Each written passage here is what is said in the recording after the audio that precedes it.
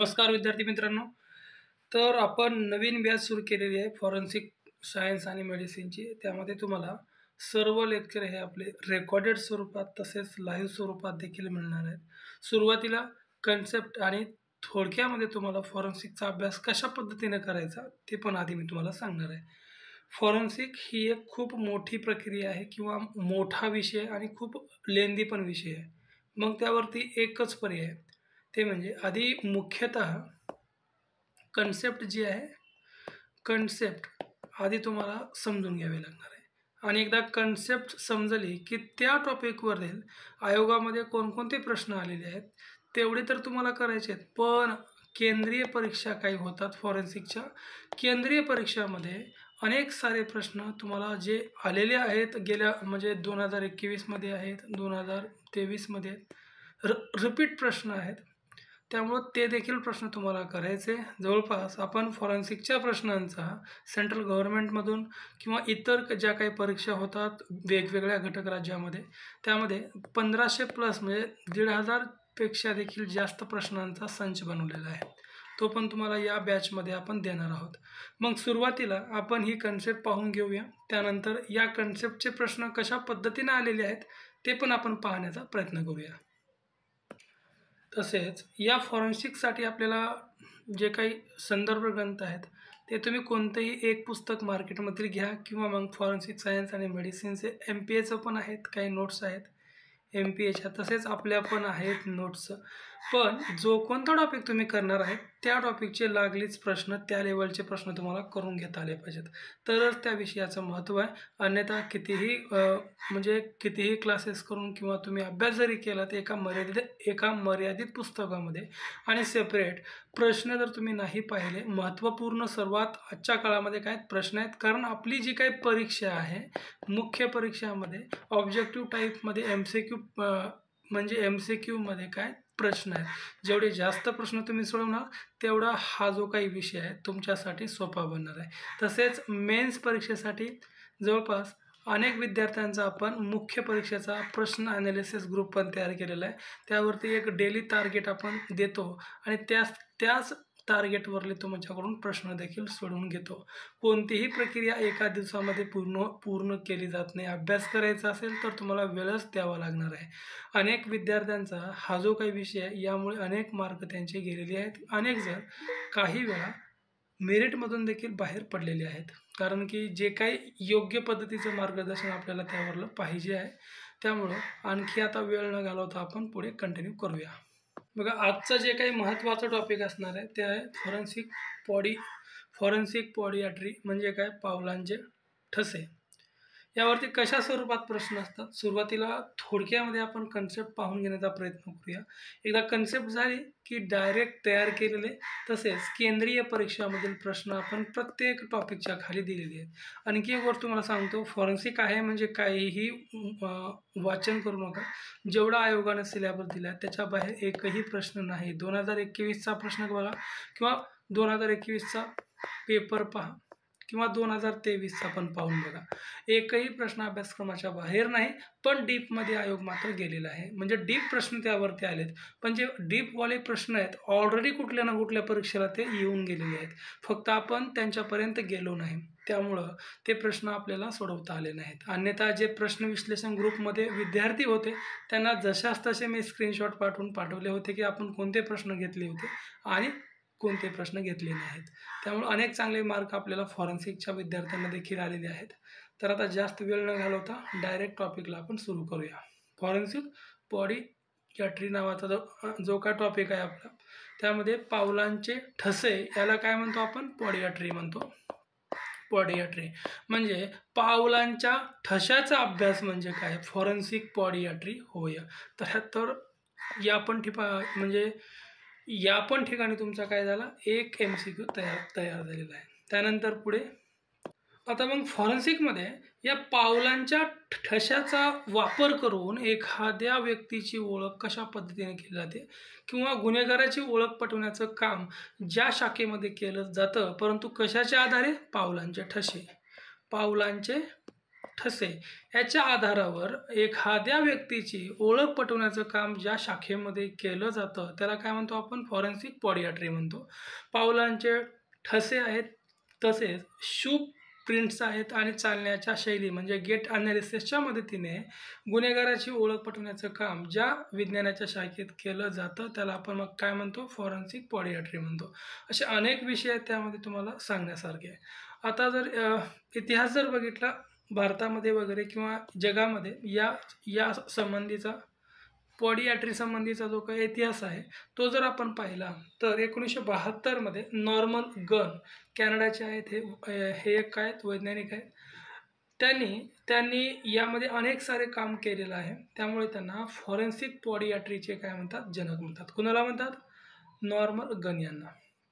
पण भारतामध्ये देखील अशी एक जमात होती, खोजी आणि पग्गी नावाची जी काही जमात होती ती प्राण्याचे ठसे असेल किंवा प्राण्याचे ठसे शोधून काढण्याचे कामं ते करत असेल. खोजी आणि पग्गी राजस्थान साईडला आहे, खूप सारे आहेत. त्यामध्ये तिकडेच जास्तीत जास्त म्हणजे वाळूमध्ये जे काही पावलाचे ठसे वगैरे उमटतात त्यावरून ते काम ते लोक काय करत असत. मग त्यामध्ये 2 इंग्रज अधिकारी आहेत बघा, गियर्स आणि समकिन्स किंवा सॅमकिन्स. ओके, गियर्स आणि सॅमकिन्सनं यावरती एक पुस्तक लिखाण केलं आणि याच बाबत म्हणजे गियर्स आणि सॅमकिन्स या 2 इंग्रजांनी या कलेचा अभ्यास करून पुढे पायावरचे ठसे किंवा पावलांचे ठसे या नावाचं काय केलं? त्यांनी पुस्तक लिहिलं. म्हणजेच फुटप्रिंट नावाचं त्यांनी काय लिहिलं? पुस्तकाचं लिखाण केलं. आणि भारतामध्ये जे काही पायाच्या ठशाबाबत जे काही संशोधन झालेलं आहे किंवा जो काही तपास केला जातो या गियर्स आणि समकिन्सवरच काय डिपेंड आहे किंवा त्यांच्याच पद्धतीवर अवलंबून आहे. म्हणजे गियर्स आणि समकिन्स जे आहेत त्यांनी जो काही अभ्यास केला त्यावरच भारतामध्ये सध्या पायांचे ठसे आणि त्यांच्याबद्दलचं संशोधन चालू आहे. आणि तीच पद्धती भारतामध्ये देखील आपल्या वापरली जाते. त्यालाच आपण आधारित किंवा त्यालाच आपण आधार मानून पुढील काम त्यामध्ये करत आहोत. तर पुढे आहे पायांच्या ठशाची उपयोगिता. म्हणजे काय बघा, म्हणजे महत्त्वाचं काय गडे की पायाच्या ठसे कशा पद्धतीने एखाद्या गुन्हेगाराची ओळख पटवताना आपल्याला महत्त्वाचे ठरतात किंवा त्यांचा आपण वापर करू शकतो. तर गुन्ह्याच्या ठिकाणी सापडलेले जे काही संशयितांचे ठसे आहेत त्यासोबत जी काही आपण तुलना करून एखाद्या व्यक्तीची किंवा गुन्हेगाराची ओळख पटवू शकतो. म्हणजे ज्या ठिकाणी एखादं घटनास्थळ सांगितलेलं आहे आणि त्या घटनास्थळावर जे काही संशयितांचे काय पायाचे ठसे आहेत त्यासोबत तुलना त्या पायाच्या ठशाशी केली जाते आणि बरोबर कोणतं आहे आणि योग्य कोणतं आहे ते जर मॅच झाले तर तीच व्यक्ती काय गुन्हेगार होती असा देखील संशय काढला जातो. मग यावरून काय होतं?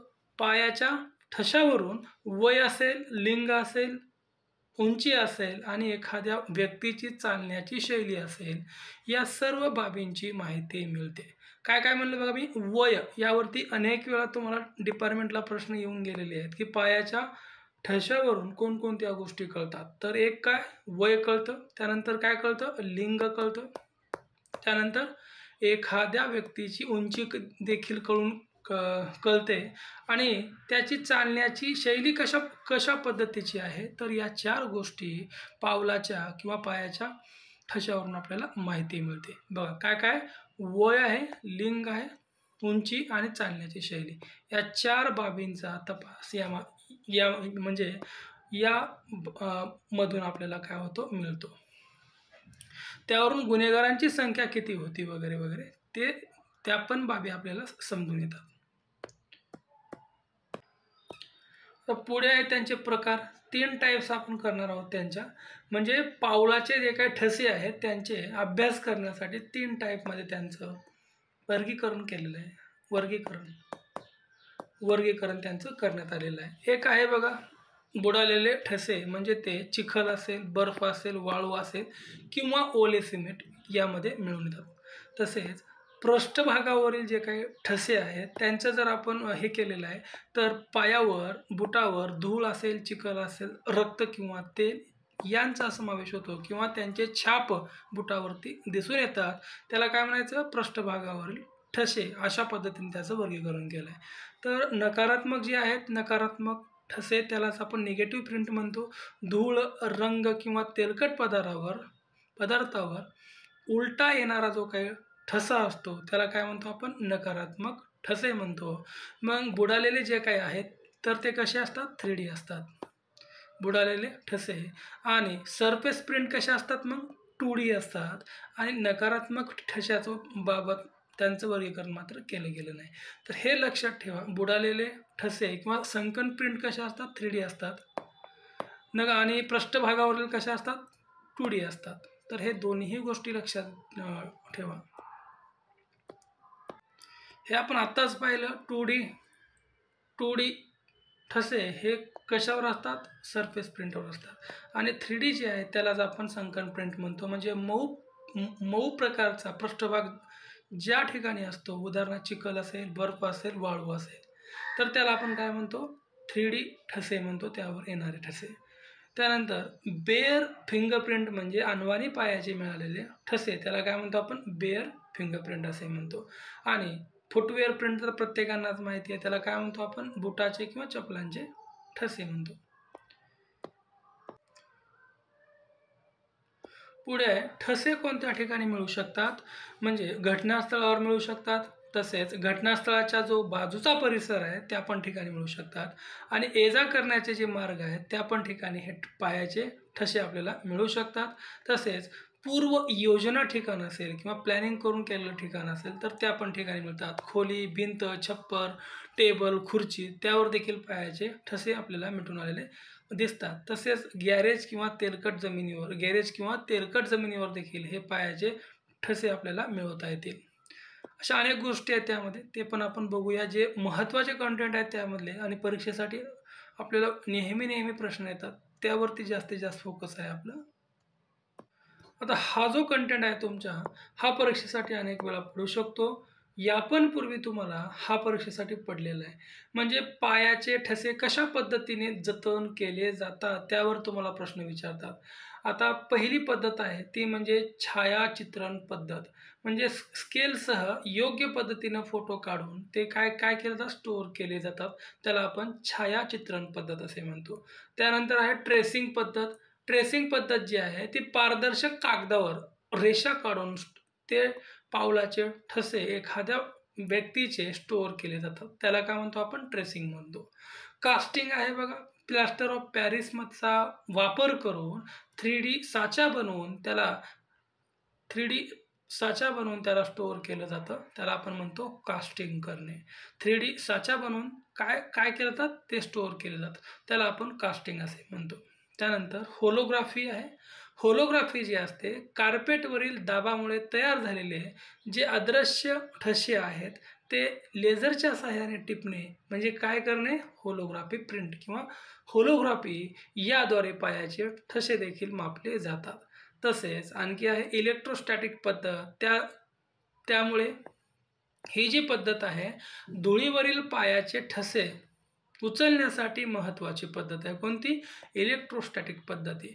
तर या पद्धती आहेत पायाचे ठसे वेगवेगळ्या पद्धतीनं गोळा करण्याच्या. ज्या ठिकाणी जी कंडिशन असेल त्याच पद्धतीने हे पायाचे ठसे काय केले जाऊ शकतात? कलेक्शन त्यांचं केलं जाऊ शकतं.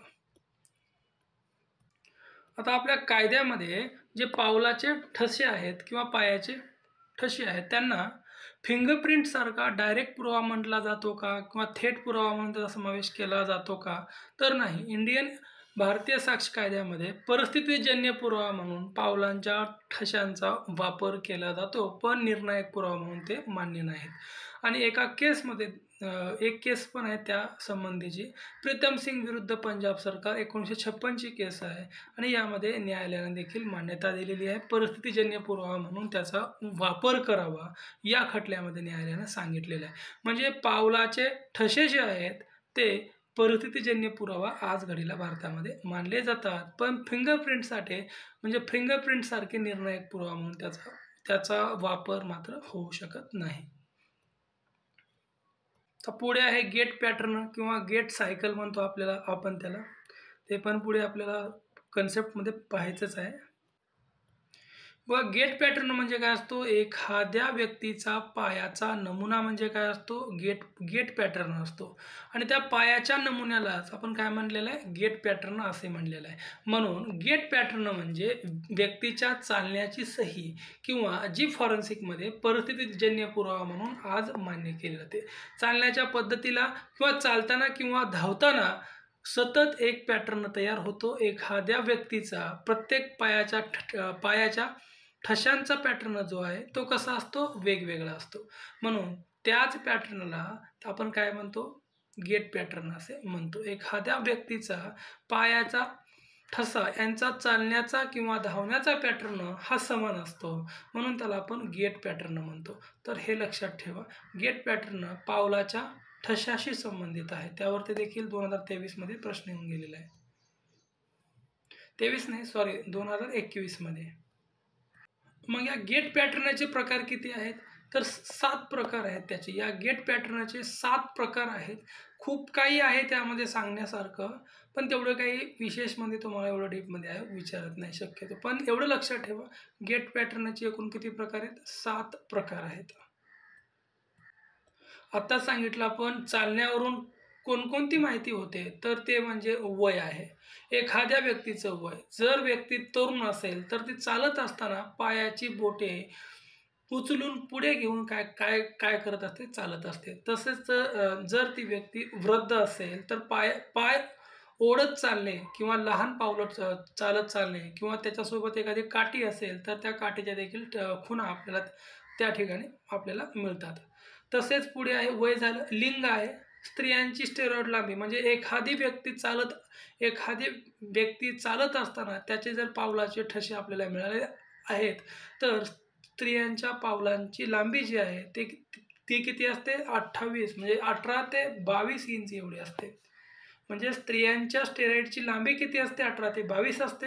आणि पुरुषांच्या स्टेरॉइडची लांबी जी असते 25 ते 28 इंच एवढी असते. त्यामुळं या लांबीवरून ती व्यक्ती चालणारी स्त्री आहे की पुरुष आहे, स्त्री आहे की पुरुष आहे हे आपल्याला समजून येईल. तसेच स्त्रियांचा अंगठा कमी गोल असतो आणि पायात घालणाऱ्या अंगठ्याच्या खुणा म्हणजे जे काही जोडवे वगैरे आहेत त्याच्यावर देखील खुणा आपल्याला पाहायला मिळतात. त्यानंतर या चालण्यावरून किंवा गेट पॅटर्नवरून आणखी एक आहे, व्यक्तीची हाईट पण आपल्याला समजते. मग जर त्या व्यक्तीची म्हणजे लांब स्टेरॉइड किंवा लांब स्टाईड जे आहे म्हणजे पावलाची जर लांबी 30 इंचापेक्षा जर जास्त असेल तर ती व्यक्ती 5.10 किंवा 6 फुटाची असते. आणि जर लहान असेल 20 ते 24 इंच जर त्याच्या पावलाची लांबी असेल तर ती व्यक्ती 5.5 फुटापर्यंत काय असू शकते, ठेंगणी असू शकते. म्हणजे गेट पॅटर्नवरून या 3 गोष्टी क्लिअर होतात. एक वय आहे, त्यानंतर लिंग आहे आणि तिसरं जी आहे ती म्हणजे काय, हाईट आहे. तर या गोष्टी लक्षात ठेवा. आता पुढे आहेत बघा, MCQ आहेत पुढे गेट पॅटर्नवर. MCQ आहेत. चालण्याची पद्धत म्हणजे काय, चालण्याची पद्धत आता मी तुम्हाला एकत्रित करून दिलेले आहेत म्हणून तुम्हाला हे सोपे जाईल. किंवा गेट पॅटर्न म्हणजे काय, अंगठ्याचे ठसे असेल, पायाची लांबी असेल तर पर्याय क्रमांक 3 योग्य. काय, सतत तयार होणाऱ्या पावलाच्या ठशांचा नमुना म्हणजेच गेट पॅटर्न होय. तर हे लक्षात ठेवा. त्यानंतर आता हे जे आहे आपल्या नोट्समधलंच आहे, होमिपॅलॅजिक गेट म्हणजे काय, तर एका बाजूला लकवा मारून चलणे किंवा जर लकवा मारलेला असेल तर एका बाजूने चलणे, तर त्याला आपण होमिपॅथिक गेट म्हणतो.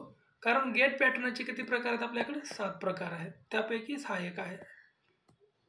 आताच पाहिला आपण प्रौढ पुरुषाच्या स्ट्राईडची लांबी किती असते, तर किती 25 ते 28 असते. स्त्रियांच्या 18 ते 22 असते. पुढे आहे डीप मधील प्रश्न आहे, थोडेसे अवघड MCQ आहेत. फॉरेन्सिक पॉडियाट्रीमध्ये पावलांचे ठसे, शूज प्रिंट, चालण्याच्या पद्धतीचा अभ्यास होतो. बरोबर आहे का, बरोबर आहे. त्यानंतर नॉर्मन गन आणि फॉरेन्सिक पॉडियाट्रीचे जनक त्यांना म्हणतात. भारतातील खोजी पगी हे पाय व खुरांच्या ठशाचे काय होते, तज्ज्ञ म्हणून त्यांनी काम केलं होतं, त्या जमातीने बरोबर आहे. पायाचे ठसे इंडियन ॲक्टनुसार थेट स्वीकारले जात नाहीत. तर सगळे काही विधानं कशी आहेत, बकडं सगळे काही बरोबर आहेत. तर अशा पद्धतीचे प्रश्न तुम्हाला वेगवेगळ्या परीक्षेमध्ये येऊ शकतात. हे सगळे प्रश्न आपण घेतलेले आहेत आपल्या याच्यामध्ये बॅचेसमध्ये. तसेच रेकॉर्डिंग स्वरूपात जे आपण लेक्चर टाकत आहोत त्यामध्ये देखील आपण हे सर्व लेक्चर घेतलेले आहेत. आता पुढील एक प्रश्न आहे बघा. पायाचे ठसे संशयितांशी तुलना करून ओळख त्यांची पटवली जाते. म्हणजे जे संशयित आहेत त्यांच्याशी तुलना करून ओळख पटवली जाते. तसेच पुढे जर बघायचं झालं, ठश्यावरून वय, लिंग, उंची, चालण्याची माहिती त्याची मिळू शकते. ठसे गुन्हेगारांची संख्या दर्शवतात का? हो, बरोबर आहे, दर्शवू शकतात किंवा दर्शवतात. त्यानंतर निगेटिव्ह प्रिंट जो आहे सपाट पृष्ठभागावर सामान्यतः रक्त, धूळ यांच्यावरती काय होतो, येत असतो. तर हे अशा पद्धतीचे 4 पर्याय आहेत तुमचे, त्यावरून तुम्ही आन्सर सांगा. काय मग त्याचं उत्तर? अ, ब, क योग्य. कारण निगेटिव्ह प्रिंट सपाट पृष्ठभागावर नसतात, तर तेल, धूळ असेल त्यावरती जो काही उलटा ठसा असतो, उलटा, त्याला आपण काय म्हणतो, निगेटिव्ह प्रिंट म्हणतो. त्यामुळं ते ड जे आहे ते काय झालेलं आहे, चुकीचं आहे त्यामध्ये. म्हणून पर्याय क्रमांक जर बघितला आपण अ, ब, क जे आहे ते बरोबर येतं, ड मात्र त्यामधलं चुकीचं येतं. तर हे लक्षात ठेवा. गेट पॅटर्नचा थेट संबंध कशाशी आहे? चालण्याच्या पद्धतीशी आहे.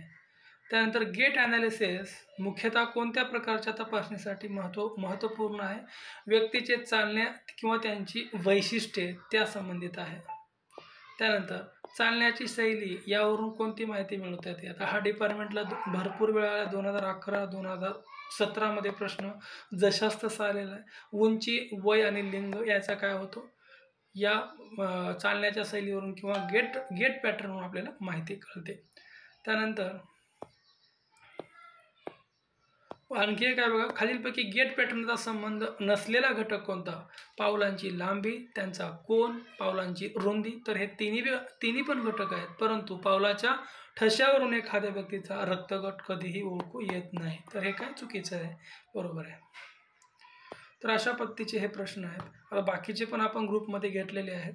तर ज्या विद्यार्थ्यांना जॉईन करायची असेल आपली बॅच, त्यांनी आपल्या या नंबरवरती, म्हणजे हा जो काही नंबर आपण सांगितला आहे त्यावरती एक मेसेज करा. त्यानंतर तुम्हाला सविस्तर माहिती वगैरे दिली जाईल. जे विद्यार्थी ग्रुपमध्ये नाहीत त्याने देखील आपल्याशी कॉन्टॅक्ट करा. खूप काही गोष्टी आपण सध्या करत आहोत तुमच्यासाठी, आणि त्यामधून अनेक साऱ्या विद्यार्थ्यांना कॉन्फिडन्स पण त्यांचा वाढवण्याचा प्रयत्न करत आहोत. तर याच ठिकाणी आपण थांबूया.